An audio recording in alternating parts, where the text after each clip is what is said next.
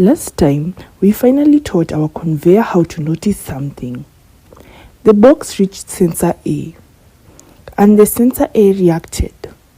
For the first time, the machine wasn't moving. It actually noticed something had happened.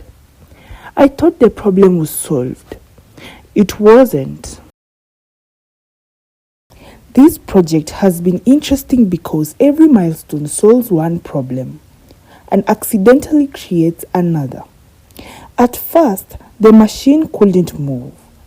Then it could move, but it had no idea where anything was. Then we fixed that. The machine could finally recognize that the box had reached the sensor. Everything looked finished until I slowed the animation down. Watch the sensor. How many times did the box actually arrive? It arrived once. So, why was my code checking it over and over and over again? That question completely changed how I looked at the simulation. This line isn't asking, did the box just arrive? It's asking something much simpler.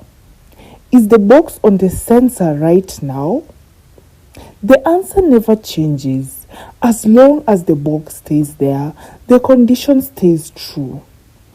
When I first saw this, I thought I found a bug. But the code wasn't wrong. I was asking the wrong question.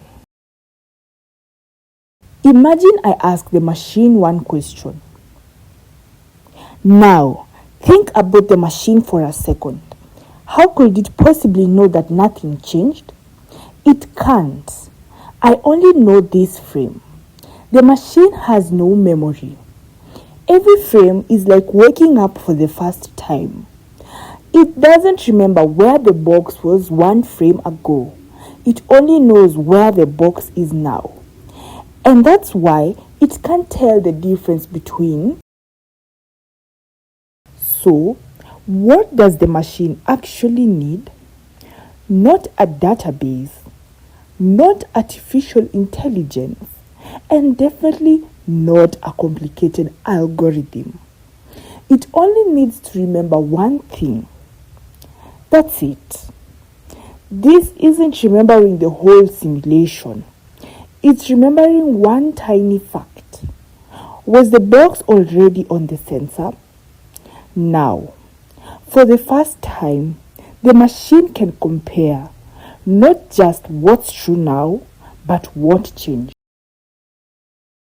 What's funny is, if you only watch the animation, you'd think nothing changed. But underneath, the machine has taken its first step towards remembering.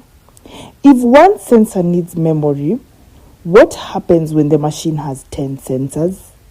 That's where today's simple solution starts becoming tomorrow's architectural problem.